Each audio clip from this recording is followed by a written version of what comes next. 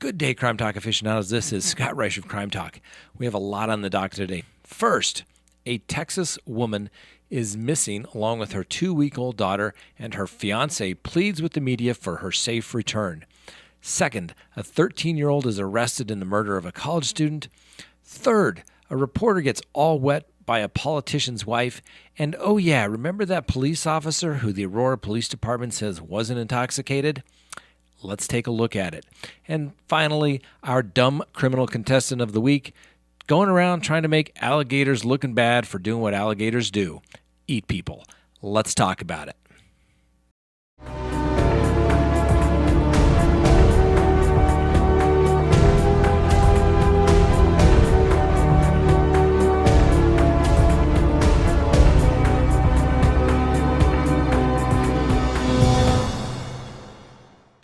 Good day, Crime Talk aficionados. This is Scott Reisch of Crime Talk, and thank you for tuning in. If you have not already subscribed, we would ask you please to do so. If you like the video, hit that like button, and please leave us a comment on what we discuss here today.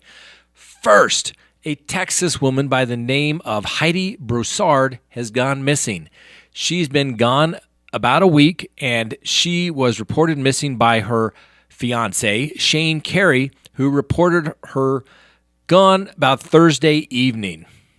Mr. Carey has stood out front of his apartment telling the media that he doesn't know what to do, and he just feels like people should be doing more to find his fiancée. Between tears, and we'll put the whole video up, Mr. Carey describes the mother of his baby girl as beautiful and loving, and called the circumstance surrounding her disappearance as, quote, weird, end quote. She's a great mom and she needs to come back, Carey said, before calling his baby Margaret the sweetest. She was the cutest little pucker lips, gorgeous little baby. According to Austin police, the mother and infant were reported missing late Thursday from their home in Austin. All right. And Shane, just tell us basically what happened. And is she like your fiance? We just weren't sure. Yes, it's my fiance. Okay. Yes, ma'am. So Shane just going to talk to you then? Yeah, I look down when I talk. I'm sorry, I'm going to look down the whole time probably. Okay. All right. Yeah. So just tell us about the day your fiance and your baby went missing. Like, what kind of day was it? Was it a regular day? It was just a basic Thursday. We basically have a routine every day. I get up around 6 a.m. and pretty much hit the snooze button a couple times, and then I finally wake up around 6:15, drink some water, wake up the kids around 6:30, wake up Heidi and Silas right before I leave. So like once I got them up on Thursday, it was kind of a later morning. It was around 6:40 whenever I got them up, and because it was Heidi's first day to actually take Margot by herself with Silas. So pretty much gave Heidi a kiss, the baby a kiss, and Silas a kiss, said have a wonderful day. Left the apartment, went to work, and then she takes the kids to school, and she was making lunch, like right before I left. She took the kids to school.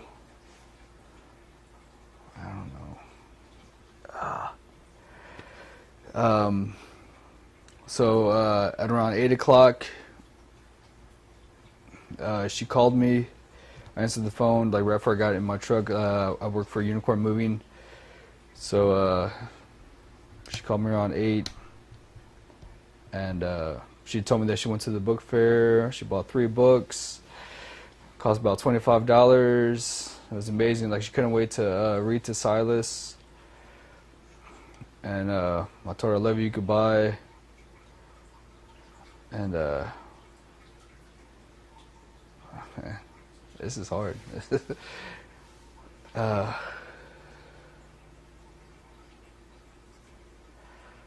I don't know. Take your time. Yeah.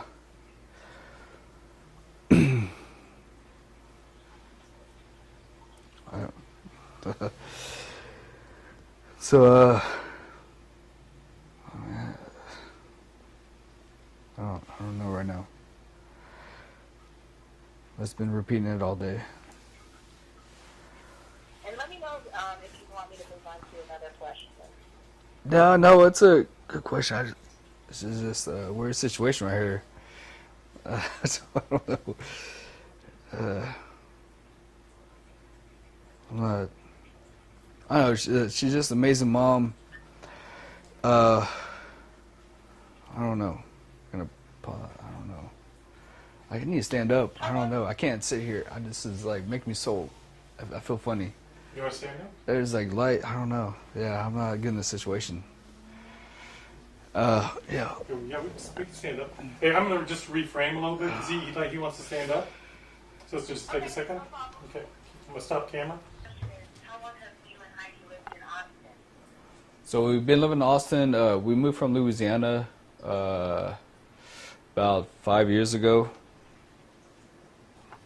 So we've been living here about 5 years, I believe so. Yeah, 4 or 5 years. Like that, yeah. We came from Louisiana.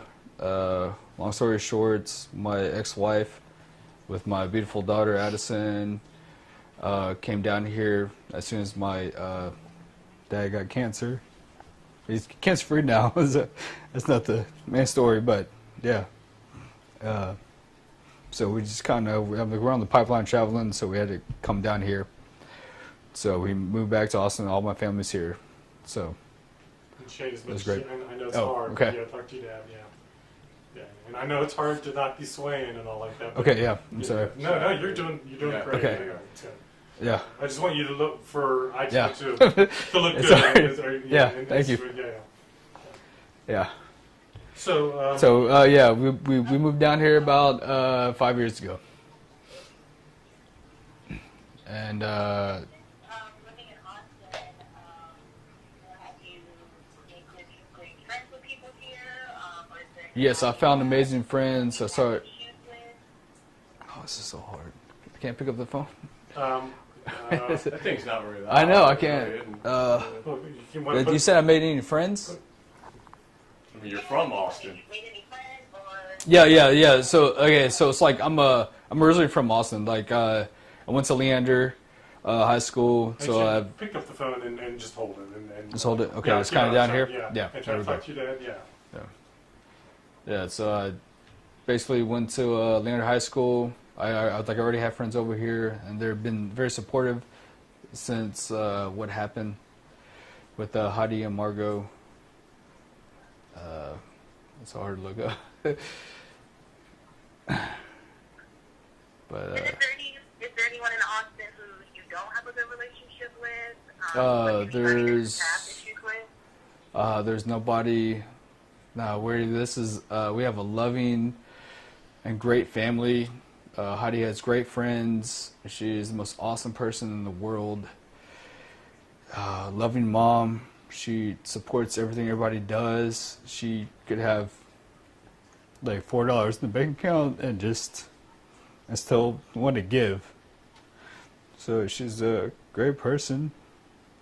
So is Margot, our beautiful 3-week-old daughter. So yeah, there's no enemies. There's nothing that would be negative or anybody would want to harm us at all. No. And was Heidi, the morning she went missing, was her demeanor any different? Do you want some cleaners? Acting normal? No, I'm good. that day? Yeah. What's that? I'm sorry. The morning Heidi went missing, did her demeanor seem any different, or was it, just like a regular day for her too? It was a regular day. So like what I was trying to explain. Hey Shane, let's drop that phone down a little bit. Oh, okay. So like what I was trying to explain, it was a normal day. It was I woke up at 6. I pretty much do my 30 minutes of my routine like before I get them up. I get a little extra 30 minutes of sleep, and then I get them up, and then my fiance Heidi wakes up with the kids, and we started making lunch, or she started making lunch, and I kiss them goodbye, tell them have a great day at school, and then I pretty much leave for work, and then once I get to work, by the time she drops them off, I'm like getting in my trucks around like 7:40, 7:45, and we always make contact like right before I get in my truck and then go to work, which they just went to the book fair, and they just bought 3 books. It's like $25. And she couldn't wait to read to Silas. Whenever Silas got home, we just bought 3 brand new books, which is right here inside the house. And that's the last time I actually made contact with her. Shane, so let's drop that phone down a little bit. Try to talk to your dad. Okay. Take it Yeah. maybe like a step or two closer to the cam. Just Okay. Yeah, that's good. Awesome. Thanks, man. I know it's tough. Yeah, I'm sorry. it doesn't feel natural No, I know. at all. I know. I'm sorry. It's like, it doesn't feel natural. I know. Okay. Feel like, what's the next question? Yeah. Could you just talk a little bit more about when and where was the last time you saw Heidi? Yeah, it was actually like before I left this morning at 6:40. I left the house at 6:40. Yeah. I left the house. I'm gonna look at the light. I left the house at 6:40. And that's the last time I spoke to my son. Dude, I can't. This is weird. I know. It's So you're moving my dad. You're moving like Well, I can't be professional. I'm not. This is, dude. Okay, I'm gonna call you back or something. I don't know what to do, man. You're making me nervous. Do you I don't know, Do you man. want to try a different? I just phone? want to be natural, man. I just want to, like, this is not. I don't know. Yeah. Try and look at the camera, whatever you want to look at. Or just whatever you want to do. Yeah, I look Yeah. down. I'm sorry. No, I know. That's okay. Do that. can tell me, Whatever yeah. you can do, just do it. No pressure, no nothing. If it works, it works. If it don't, it don't. That's just the way we got to do it. I just want to get the word out there. I don't care how I look. Okay. You're ready. You about ready? Okay. Yeah, we have to Yeah, because Yeah. it's louder now. Okay. Yeah, so my other question was, is there anything important of Heidi that's like missing right now? Like, is her cell phone there? Anything valuable missing? There is nothing valuable missing. Her purse and her wallet and everything was up here. Her cell phone is missing. It's been turned off. Whenever I pulled up around 1:40, it's just been off since then. So, like the car seat, everything is upstairs. There's no signs of anything. There's. Right, and how long have you and Heidi been together? I mean, as long as you've known her, has she ever disappeared before? Has she ever, just No. gone off the grid? Or No, anything ma'am. like that? She would never disappear. She is an amazing mom. She'll never. We have a 6-year-old son named Silas, beautiful kid. She would never leave him. Nah, she would never do this. She wouldn't do And this. just to confirm a couple of details, so how old is Margot? Margot, she was born on the 26th of November. So 3 weeks. Yeah, 3 weeks. About 3 weeks. Okay, and this is one of my last questions, but, if you could say anything to Heidi right now, like if she was going to watch the newscast, what would you want to tell her? I want to tell her to please come home. You know your family's here. And she wouldn't do this. I'm not telling her this. I'm telling her sake for the family. She has a beautiful kid. She has a beautiful family. Beautiful dog named Zeus. She would not do this by herself. She would not be doing this. This is definitely something that happened that was wrong. So anybody that could share, post, Do anything 1 second helps to save a beautiful family, a beautiful kid. Just anything you could do. Just reach out. If you don't know me, I don't care. If you see the post, if you see this news, reach out. Keep your eyes open. You just be open-minded. Anything suspicious, do anything you can to help. Please. It's a 3-week-old baby out there, and a mom, and a son that's missing her mom and a family. And if you could say anything to the person that she and Margot might be with, what would you say to them? Her and Margot, my what? I'm sorry. If you could say anything to, the person that she might be with, like the person, because you said she wanted to do this on her own. So Okay. If you could say something to the person who may be involved in the disappearance. If you're what would you want involved, to tell them? I don't care. Set her to the side. She'll find her way home. Just bring her home safe, or put her somewhere safe. Her and the baby. Just feed the baby. She's only 3 weeks old. So, just find a way. You won't be in trouble. Just drop her off. She has a beautiful family.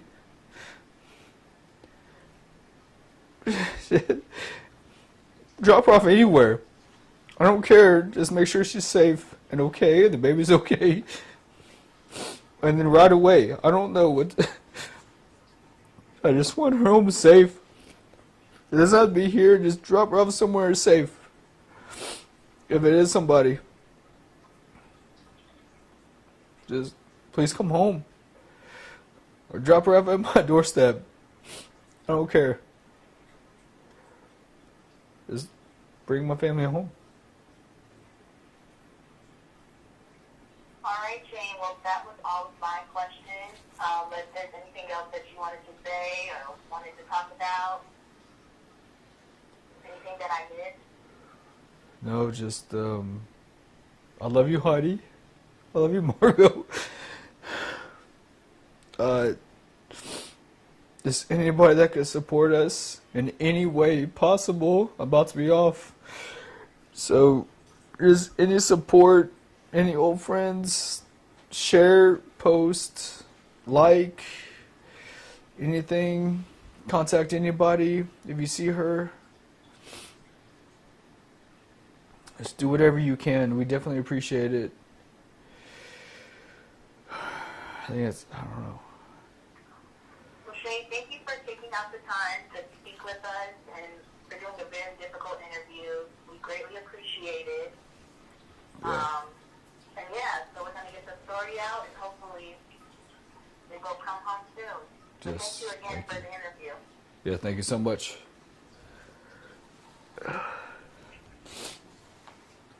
Mr. Carey then went on to say that if anyone has any information about his missing fiancée and child, to please call 911.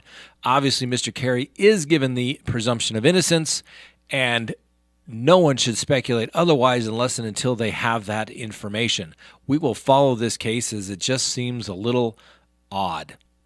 Next on the docket, a 13-year-old boy has been arrested and charged with the second-degree murder, robbery, and weapons charges after 18-year-old Tessa Majors was stabbed to death blocks away from campus, according to New York Police Department. Now, Miss Majors was a student at Barnard College, and it is alleged that several individuals robbed and stabbed her while in a struggle. She was able to make her way from the park, staggered up the street, where she was spotted by a security guard who ultimately called 911.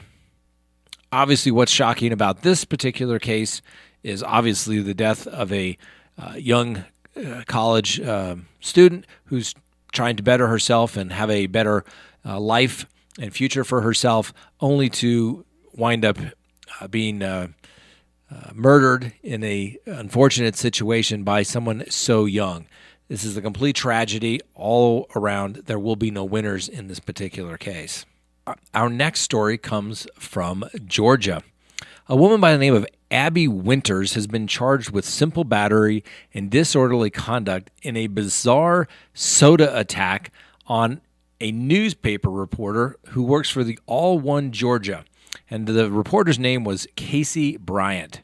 According to police reports, the attack was completely unprovoked, and the reporter was sitting at a county commissioner's meeting when Abby Winters, the wife of a commissioner, went up to the reporter and poured a soda on her head. Part of the video was captured, and take a look. Somebody needs to... Oh, God. There you go. I'm sick of it. Oh, that's classy. No, this is every bit of this has been brought. Worse. She brought it on herself. She brought it on Don't herself. bring that up. Nobody brings that up. By saying that he went to France. Oh, yes, bitch. No, you need to stop, girlfriend. We'll have to see how that case develops and whether the reporter who was there apparently to investigate a tip of some sort of financial impropriety, as to whether there was any legitimacy to that tip or whether it was, in fact, I guess, just fake news. Next on the docket.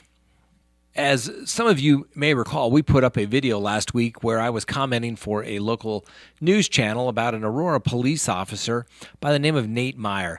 Now, Officer Meyer was never charged, but while he was on duty, he was passed out at a busy intersection with the keys in the ignition, his car running, the car in drive. He was armed and completely passed out.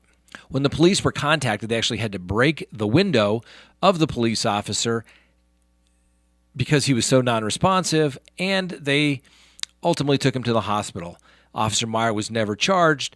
The Aurora Police Department has completely doubled down on protecting their officer, saying that it was a medical situation and that there's no way that he would be charged.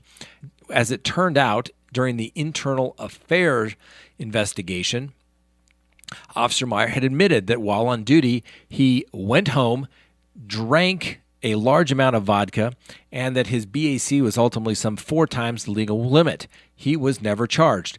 Well, today, the body cam videos have been released, and it shows Officer Meyer completely passed out. It's absolutely obvious, in my humble opinion, that he is intoxicated.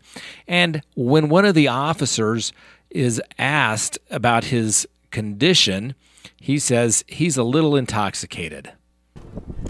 You got it? Is there a trick to There's duty Velcros. belt? Yeah, there's some keepers. Let me see. Okay, yeah, I'll let you in. Right there, we got you. Hold on, he might have make sure he doesn't have backup. Well, is that shit ready? 65. Here, Rick. Hang on, I'm out here. I thought you were going.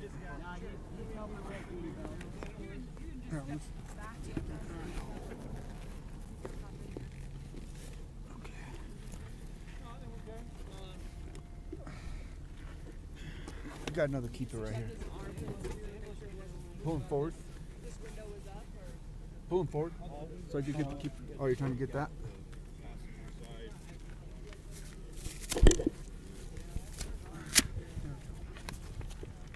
He's very slow to turn to you with verbal stimuli. Let's check for But not giving any verbal. He's not even giving a head nod or anything like that to confirm that he's understanding this.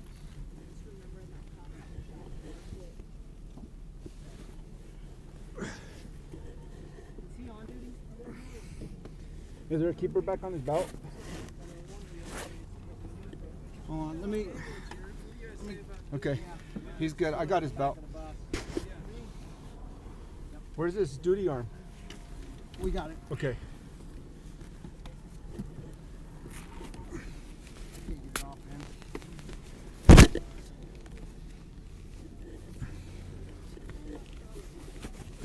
Got it? Yeah.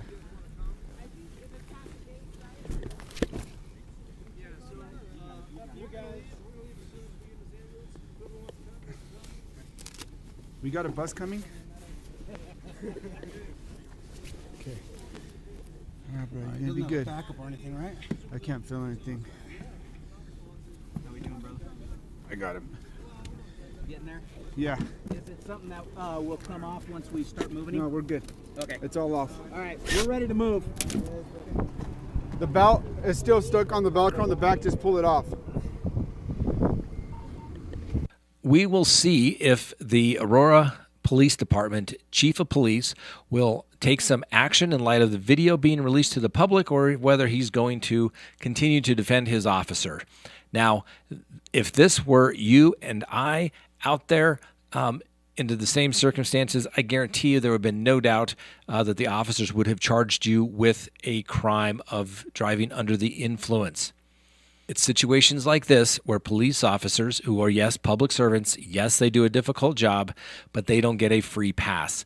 In fact, officers like this should be held to a higher standard. We want people making the laws, we want people enforcing the laws to be held to a basically higher standard, because they're the ones enforcing it.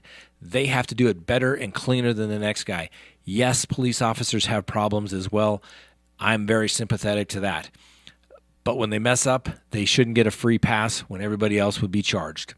Let me know what you think. And finally, our dumb criminal contestant of the week, and just a quick follow-up from last week, is that our winner is the Walmart Potato Peer as our Crime Talk winner of the week of the Dumb Criminal Award. And now all she has to do is contact me at scott@scottreisch.com and claim her prize, and she will receive a mug. In fact, we'll even give her one of the new Crime Talk mugs, which, if you all want one, you don't have to become a dumb criminal. You simply have to follow the link and order one, and you can have it probably before Christmas for those great little stocking stuffers. Now, our dumb criminal contestant of the week. Our dumb criminal contestant of the week is deceased. So although I don't have to worry about giving him a mug, he is off to a strong start of winning the competition. Well, his name is Michael Ford. He's 45, and he was found floating in the water on a Fort Meade property owned by a mining company. And ultimately, it was believed that Mr. Ford had been devoured by an alligator. So when they find the alligator, they capture him, they kill him, and then they go and look and see what they can find inside. And they found Mr. Ford's left hand and right foot in the alligator's stomach. So obviously everyone thought that the alligator had devoured Mr. Ford, and basically making people think that these alligators are dangerous. Now, yes, alligators can in fact be dangerous. And they will eat you if they get hungry enough. But what it turns out to be is that Mr. Ford died of an accidental methamphetamine overdose, and somehow either was dragged into the water or was in the water at some point. But ultimately, he was helping this alligator not only get killed, but giving alligators a bad name for doing what alligators do, which is eat other things like people, birds, animals. They get hungry. And while Mr. Ford, although we can appreciate the addiction that he had, and it's unfortunate that he did in fact pass away, the collateral consequences were that this alligator was killed, and they gave alligators a bad name. So he's off, and, well, actually he's not. He's dead.